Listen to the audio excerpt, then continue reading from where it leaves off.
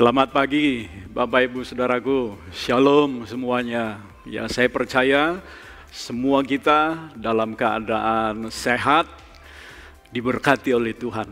Ya, pagi hari ini saya tergerak untuk menyampaikan satu kebenaran yang saya pikir itu perlu untuk kita meneguhkan hati kita sendiri dan tentu juga untuk meneguhkan hati orang lain. Ya, saya beri judul khotbah saya pagi hari ini adalah iman yang mengalahkan dunia. Namun sebelum kita mendengarkan firman Allah, saudaraku, saya ajak kita untuk menaikkan satu pujian. Ya, sebuah pujian yang lama, tetapi pasti kita semua bisa, karena ini pujian sederhana, tapi kata-katanya sesuai dengan firman Allah. Iman yang beri menang. Iman yang beri menang. Iman yang beri menang. Iman yang beri menang, yang kalahkan dunia. Haleluya, haleluya. Oh, iman yang beri menang, iman yang beri menang. Amin. Iman yang beri menang, yang kalahkan dunia. Sekali lagi, iman yang beri menang. Oh, iman yang beri menang. Amin. Iman yang beri menang. Iman yang beri menang, yang kalahkan dunia. Sungguh kami percaya iman yang benar kepadamu, iman yang percaya bahwa Yesus adalah anak Allah, adalah iman yang mengalahkan dunia. Berkati pemberitaan firman Allah ini. Urapi hambamu, urapi kami semua yang mendengarnya. Kami mau sambut firman-Mu dengan penuh antusias, dengan penuh syukur, hanya di dalam nama Tuhan Yesus Kristus. Haleluya. Semua yang percaya berkata, amin, amin, amin. Mari kita awali dengan membaca di dalam 1 Yohanes 5 ayat 3 sampai 5. Ya. Di sana dikatakan demikian, sebab inilah kasih kepada Allah, yaitu bahwa kita menuruti perintah-perintahnya. Perintah-perintahnya itu tidak berat. Mengapa? Sebab semua yang lahir dari Allah mengalahkan dunia. Dan inilah kemenangan yang mengalahkan dunia, iman kita. Siapakah yang mengalahkan dunia selain daripada dia yang percaya bahwa Yesus adalah anak Allah? Nah, saya coba ringkaskan, saudaraku ya, beberapa ayat tadi yang kita sudah baca, ya. Dikatakan bahwa perintah-perintahnya itu tidak berat, saudaraku. Mengapa, saudaraku? Karena kita mengasihi Allah, ya. Saudaraku, kalau kita mengasihi Allah, maka segala perintahnya itu dikatakan tidak berat, saudaraku. Nah, mengapa kita dimampukan untuk mengasihi Allah, saudaraku? Karena berdasarkan ayat-ayat tadi, saudaraku, kita dilahirkan juga dari Allah. Ya, secara naluri, misalnya seorang anak, saudaraku, ya dia akan mengasihi ibunya yang melahirkan dia, saudara. Begitu juga kalau kita benar-benar dilahirkan dari Allah, kita pasti mengasihi Allah. Nah, bagaimana kita bisa dilahirkan dari Allah? Saudara, dikatakan karena kita percaya bahwa Yesus adalah anak Allah. Tidak semua orang bisa percaya bahwa Yesus adalah Tuhan, bahwa Yesus adalah anak Allah, kecuali oleh pertolongan dari Roh Kudus sendiri. Dan kita bersyukur, berarti Allah Roh Kudus telah bekerja di hati kita, dan kita mau dibawa untuk percaya kepada Yesus sebagai anak Allah, dan itu menyebabkan kita mengalami kelahiran baru, dan dengan itu kita boleh mengasihi Allah. Nah, karena kita mengasihi Allah, saudaraku, sebagai akibatnya kita semua mengalahkan dunia ini. Tentu melalui iman yang dibuktikan dengan ketaatan, saudaraku.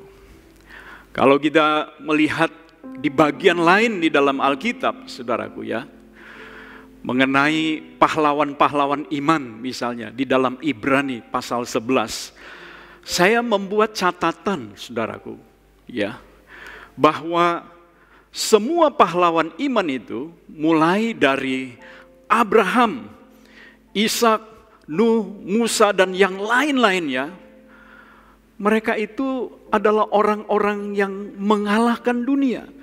Mereka itu orang-orang yang menyatakan kemenangannya atas dunia, atas ujian, atas pencobaan-pencobaan, atas godaan-godaan dari dunia ini, melalui ketaatan mereka yang mutlak kepada firman Allah.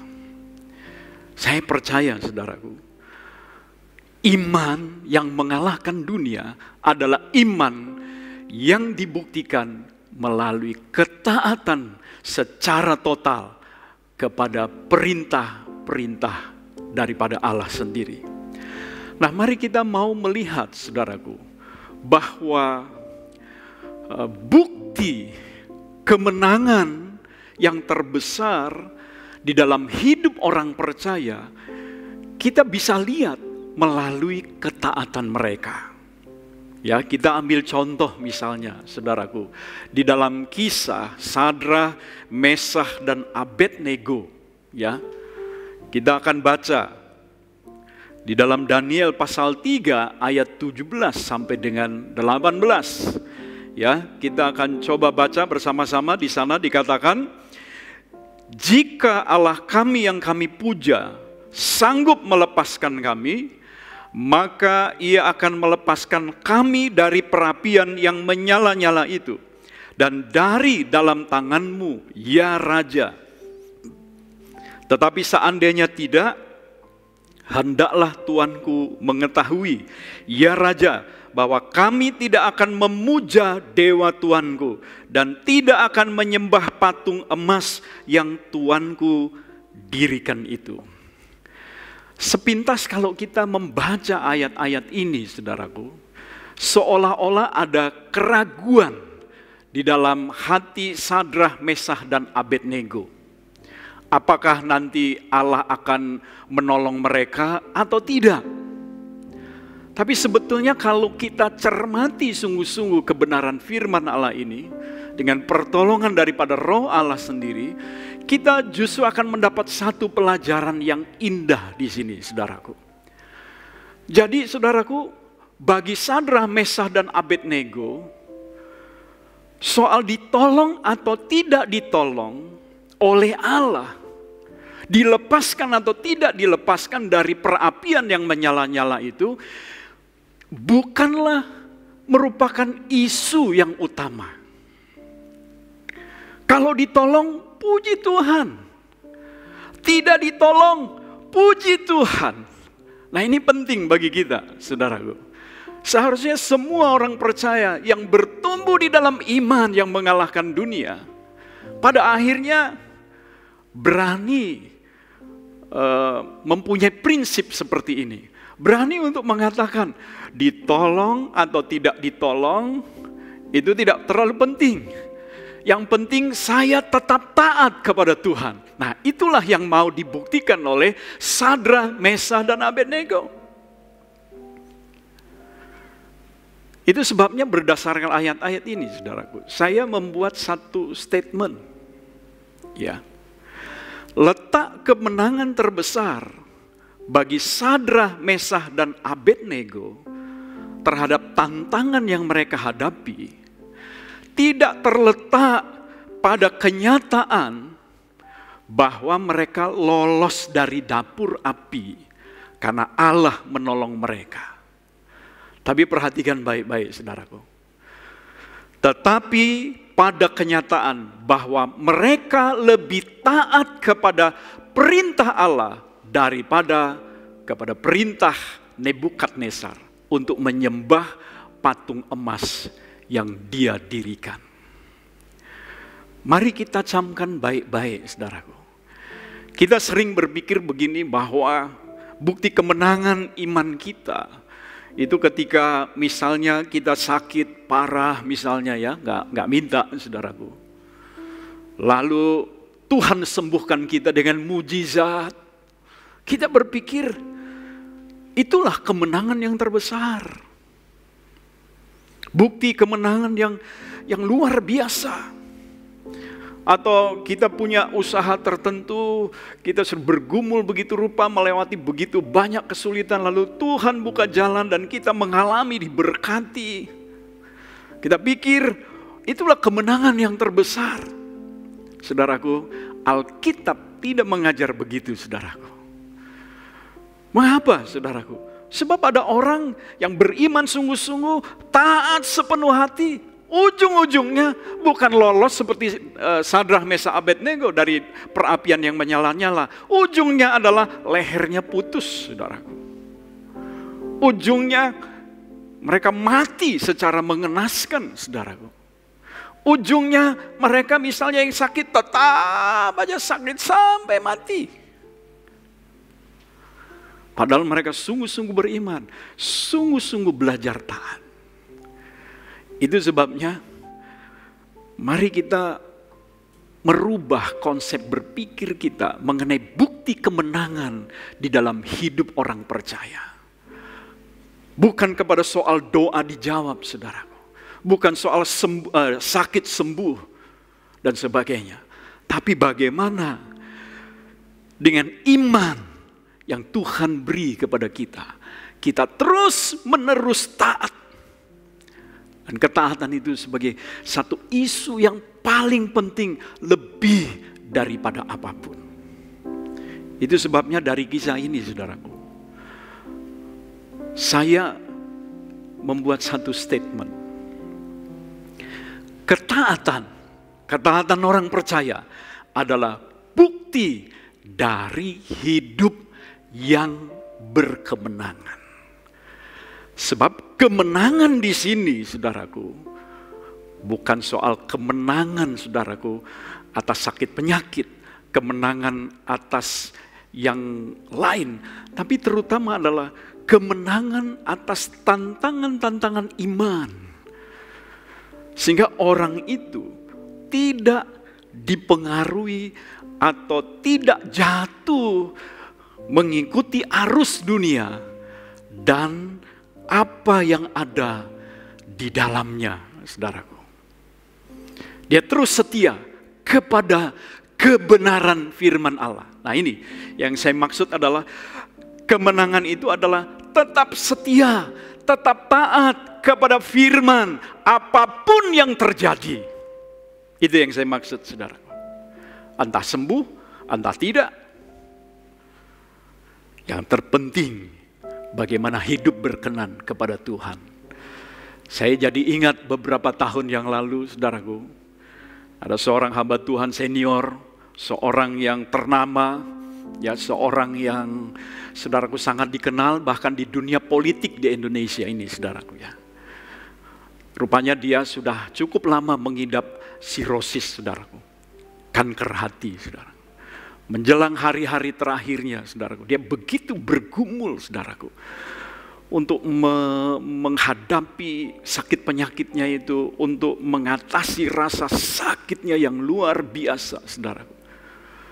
Bahkan diceritakan bagaimana dia harus berkhotbah di tengah kelemahan tubuhnya, dia harus berpegangan dengan mimbar supaya jangan jatuh, saudaraku. Sampai pada akhir hidupnya, Allah tidak menyembuhkan dia, saudaraku. Apakah dia orang yang gagal, saudaraku? Tidak, saudaraku.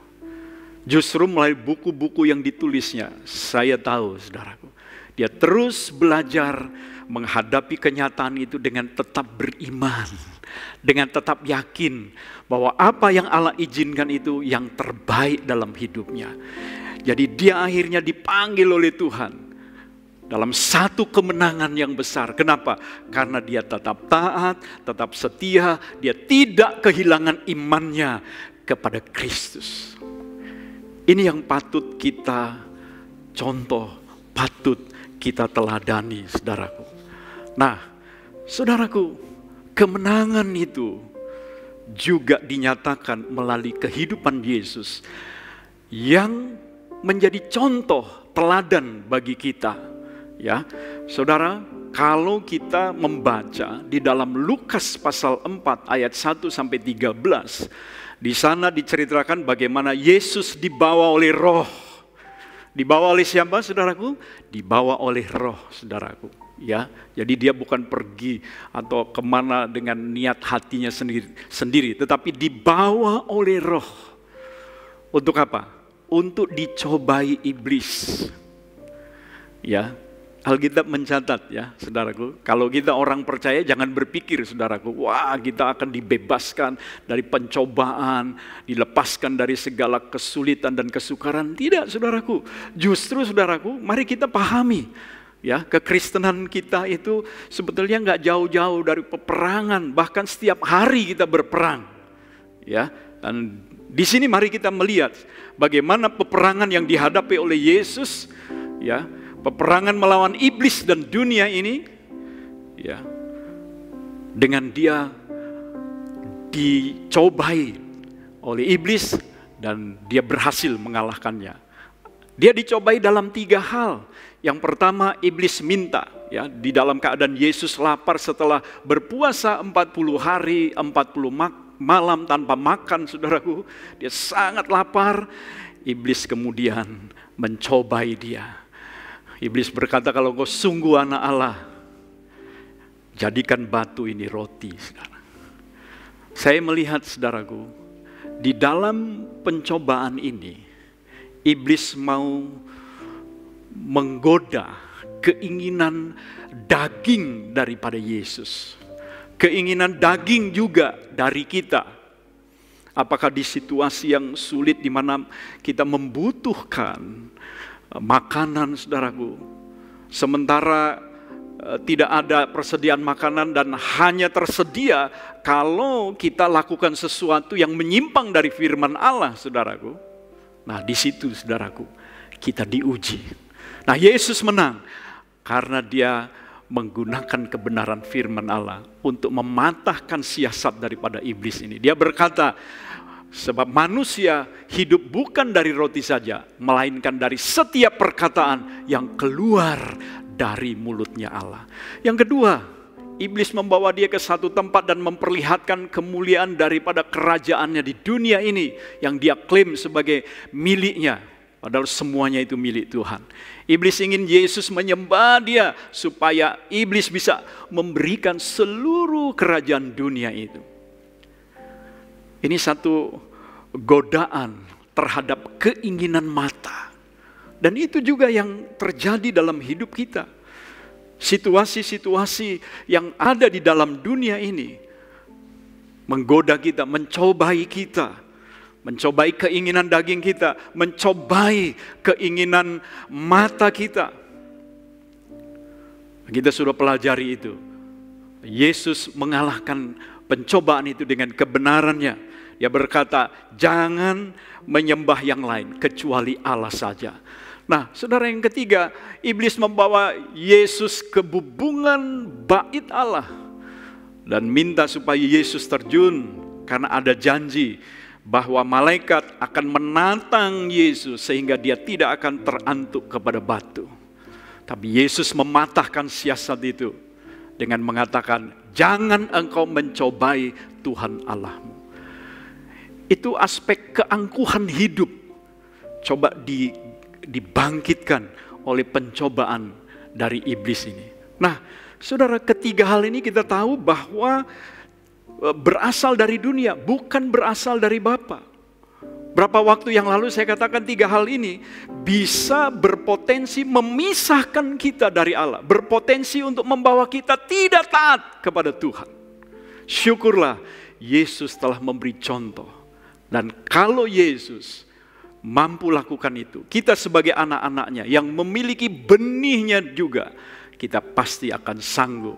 Jadi Yesus menang atas iblis dan dunia karena ia taat sepenuh kepada firman Allah yang tertulis. Jadi saya mau menekankan sekali lagi, saudaraku, kemenangan kita dibuktikan melalui ketaatan, kesetiaan kita kepada firman. Apapun yang terjadi dalam hidup kita, kiranya Allah menolong kita bertumbuh di dalam iman seperti ini. Iman kelahiran baru yang terus mengalami pertumbuhan-pertumbuhan. Sampai iman itu selalu nyata dibuktikan melalui ketaatan yang sepenuh kepada firman Allah. Jadi saya catat lagi statement ini, saudaraku, untuk saudara semua. Ketaatan Yesus adalah bukti kemenangannya yang terbesar, yang mendatangkan keselamatan bagi kita, saudaraku. Saudaraku, kita sering berpikir bahwa bukti kemenangan Yesus adalah ketika dia bangkit dari kematian, saudara. Di situ betul, saudaraku, dia mengalahkan maut melalui kebangkitannya. Tapi saudaraku, sebelum dia dapat bangkit, saudaraku, dia harus alami kematian. Nah, bagaimana dia bisa mengalami kematian? Saudaraku, bagaimana kemudian bisa kemudian dia menyerahkan diri, mati di kayu salib? Itu semua dimulai dari ketaatannya dia. Nah, ini yang coba digagalkan oleh iblis, saudaraku. Yesus pernah membuat mujizat 5 ketul roti, 2 ikan. Cukup untuk memberi makan 5.000 laki-laki. Itu kalau dihitung semuanya dengan wanitanya, dengan anak-anaknya, saudara, bisa 25 ribuan, saudaraku. Ya, semua orang terperangah, semua orang kaget. Lalu mereka punya pikiran mau memaksa Yesus menjadi raja, menjadi pemimpin secara politik. Dan itu bukan tujuan daripada Bapa, saudaraku. Yesus bukan mau jadi pemimpin politik, saudaraku. Makanya Yesus menolak itu. Dia pergi menyingkir seorang diri ke tempat suci, ke tempat yang sunyi, saudaraku. Untuk apa? Berdoa, saudaraku. Ya, penting saya mengingatkan untuk berdoa sebagai bagian yang menguatkan kita untuk terus taat kepada Bapa. Ketika kita berdoa, kita terhubung dengan Dia. Kita ada dalam satu hubungan yang intim dengan Dia. Dan itu memberikan energi, kuasa daripada roh dan firman untuk kita terus-menerus taat kepada Tuhan. Saudara, berikutnya melalui Petrus, iblis berusaha menghalangi Yesus naik ke kayu salib. Menghalangi Yesus untuk taat sepenuh kepada Bapanya. Saudara tahu, Petrus pernah menarik Yesus ke belakang dia. Seperti menasehati Yesus. Dia berkata, sekali-kali hal itu tidak akan terjadi pada engkau ya Tuhan. Apa reaksi Yesus? Apakah Yesus berkata, oh terima kasih Petrus, kamu sudah membela aku dan sebagainya? Tidak, saudaraku. Justru Yesus menghardik Petrus. Menghardiknya bagaimana? Hai iblis, enyahlah kamu, sebab engkau hanya memikirkan apa yang dipikirkan oleh manusia dan bukan apa yang dipikirkan oleh Allah. Bahkan setelah Yesus juga, saudaraku, naik di kayu salib, saudaraku. Disalibkan di sana. Orang-orang masih berteriak, kalau engkau sungguh anak Allah, turunlah dari kayu salib. Selamatkan dirimu, dan selamatkan orang lain juga. Tapi Yesus bergeming. Kenapa? Karena ketaatan mengharuskan dia mati di kayu salib, saudara. Jadi saudaraku, bukti kemenangan Yesus yang terbesar dimulai dari ketaatannya kepada kehendak Bapa. Dan ketaatannya kepada kehendak Bapa itu sudah mendatangkan keselamatan bagi kita. Mari, saya ingin meneguhkan kita semua dengan kebenaran, meneguhkan kita dengan kebenaran-kebenaran ini melalui Filipi pasalnya yang kedua ayat 8 sampai 10, saudara. Mari kita perhatikan ayat-ayat ini. Di sana dikatakan, saudaraku, ya. Dan dalam keadaan sebagai manusia, ia telah merendahkan dirinya dan taat sampai mati, bahkan sampai mati di kayu salib. Nah, sekarang perhatikan ayat 9, saudaraku. Itulah sebabnya, itu menunjuk. Sebab apa? Sebab dia taat sampai mati, bahkan sampai mati di kayu salib, maka dikatakan itulah sebabnya Allah sangat meninggikan dia. Saudaraku, tidak ada statement seperti ini di mana dikatakan Allah sangat meninggikan dia. Misalnya waktu Yesus membuat mujizat, membangkitkan Lazarus yang sudah mati dan 4 hari tinggal di dalam kubur. Gak ada statement itu sebabnya Allah sangat meninggikan dia. Tapi ketika Yesus taat sampai mati di kayu salib, disitulah dikatakan Allah sangat meninggikan dia. Dan bagaimana caranya Allah meninggikan dia? Firman Allah berkata selanjutnya, dan mengaruniakan kepadanya nama di atas segala nama. Wow, melalui ketaatannya di kayu salib dia direndahkan oleh manusia. Dianggap pesakitan, dianggap sebagai orang yang gagal. Tetapi saudara, karena dia taat kepada kehendak Bapa, Bapaknya justru meninggikan dia, mengaruniakan kepadanya nama di atas segala nama. Jadi mari kita perhatikan saudara, konsep yang berbeda antara dunia dengan firman Allah, antara dunia dengan Alkitab. Dunia menganggap, wah kalau sukses begini-begini, wah itu baru hebat luar biasa. Tapi bagi Allah, bagi firman Allah, ketaatan lebih daripada apapun. Selanjutnya dikatakan ayat 10, supaya dalam nama Yesus bertekuk lutut segala yang ada di langit dan yang ada di atas bumi dan yang ada di bawah bumi, dan segala lidah mengaku Yesus Kristus adalah Tuhan, bagi kemuliaan Allah Bapa. Jadi pada akhirnya kita melihat melalui ayat-ayat ini, melalui ketaatannya yang mutlak, Yesus pada akhirnya mempermuliakan Allah Bapanya itu. Saya percaya prinsip yang sama juga harus terjadi dalam hidup kita. Biarlah kita memuliakan Allah, bukan lewat harta kita yang banyak, kepandaian kita, melalui kesuksesan kita seperti orang dunia ini, saudara. Tapi biarlah Allah dimuliakan melalui hidup kita, melalui ketaatan kita yang sepenuh kepada Dia, saudara. Nah, saya percaya, saudaraku, melalui kelahiran baru, sebagai akibat kita percaya bahwa Yesus adalah anak Allah, kita sesungguhnya telah diberi kemampuan untuk mentaati firman Allah. Di dalam hati kita ada satu kecenderungan untuk selalu menuruti firman Allah. Kita baca Yehezkiel 36 ayat 26 dan 27 sebagai ayat penutup dalam renungan kita pagi hari ini. Saya akan bacakan ayat-ayat ini. Kamu akan kuberikan hati yang baru dan roh yang baru di dalam batinmu, dan aku akan menjauhkan dari tubuhmu hati yang keras, dan kuberikan kepadamu hati yang taat. Katakan amin, saudaraku. Ya, ayat 27.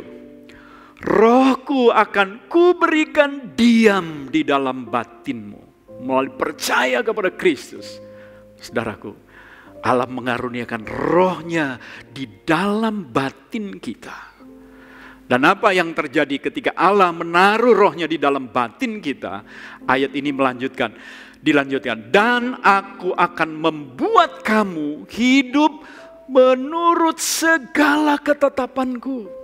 Roh yang Allah beri di dalam hati kita itu membuat kita cenderung dan ada kesanggupan untuk hidup menurut segala ketetapan daripada Tuhan. Dan dilanjutkan lagi, ini yang luar biasa. Tetap berpegang dan tetap berpegang, artinya terus berpegang, terus taat, terus setia apapun yang terjadi. Tetap berpegang pada peraturan-peraturanku dan melakukannya. Saya percaya, saudaraku, iman kita akan jadi iman yang mengalahkan dunia ini. Kalau kita terus bertumbuh di dalam kasih kita kepada Dia. Kalau kita terus bertumbuh di dalam ketaatan kita yang sepenuh apapun yang terjadi.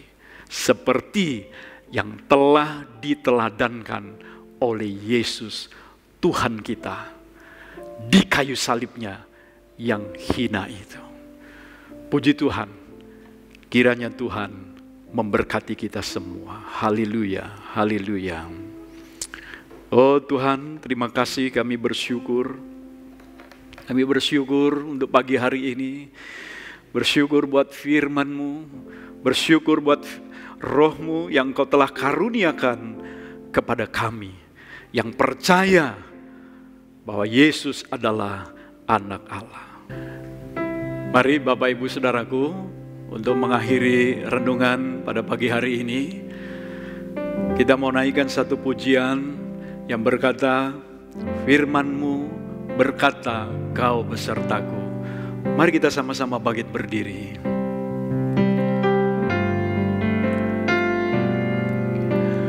Firman-Mu berkata, Kau besertaku,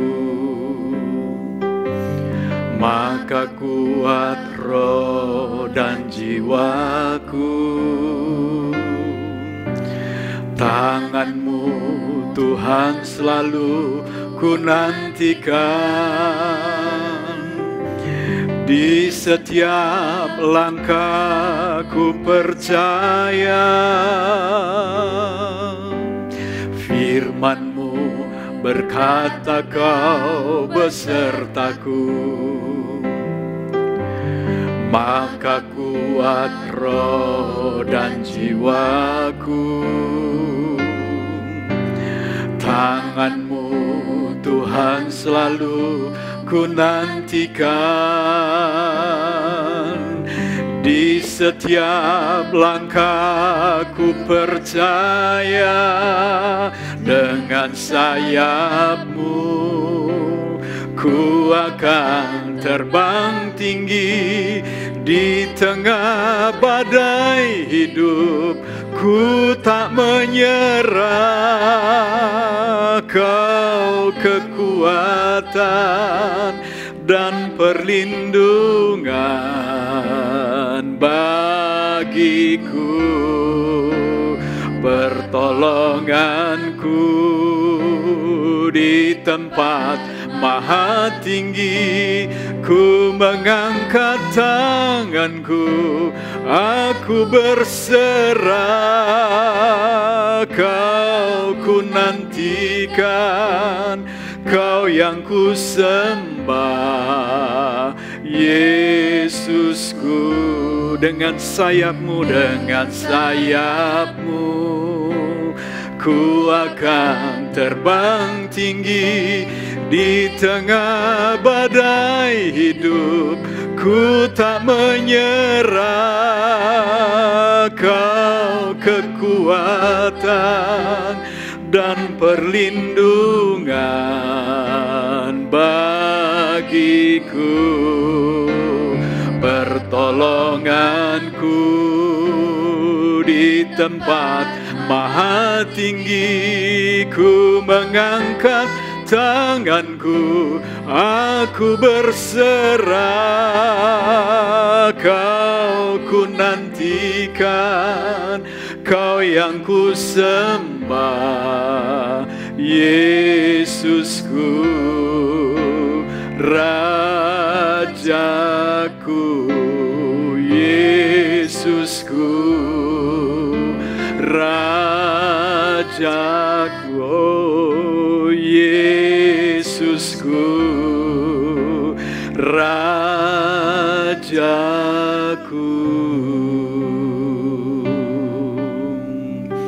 Terima kasih ya Tuhan. Kami bersyukur untuk firman-Mu bagi hari ini. Kami berterima kasih karena Engkau terus menyertai kami di tengah segala kesulitan dan badai hidup yang kami hadapi hari-hari ini. Dan kiranya Roh-Mu menguatkan kami untuk senantiasa taat. Sebab kami percaya bukti kemenangan terbesar dari kehidupan orang percaya adalah melalui ketaatan yang sepenuh kepada Engkau. Terima kasih Tuhan, berkat-Mu atas seluruh jemaat Tuhan yang mendengarkan firman Allah ini. Berkat-Mu atas semua orang yang mendengarkan kebenaran ini juga. Biar firman-Mu memerdekakan kami. Terima kasih Tuhan. Kami berdoa untuk bangsa dan negara kami, pemerintah kami, baik pemerintah pusat, pemerintah daerah, di dalam masa pandemi COVID-19 ini yang masih belum berakhir. Biar Engkau mempersatukan bangsa ini, supaya kami boleh menghadapi situasi yang sulit ini di dalam kebersamaan, di dalam kesatuan. Dan itu hanya mungkin ketika Engkau memberkati kami semua dengan anugerah-Mu yang begitu besar. Terima kasih ya Tuhan. Dengan pengharapan ini, mari Bapak Ibu Saudaraku, terimalah berkat limpah rahmat dari Bapa kita di sorga. Cinta kasih-Nya yang kekal dalam Kristus Yesus Tuhan kita, serta persekutuan, pemeliharaan, penghiburan, pimpinan Allah Roh Kudus menyertai kita mulai saat ini sampai selama-lamanya. Di dalam nama Tuhan Yesus Kristus. Haleluya, haleluya. Semua yang percaya diberkati berkata, amin.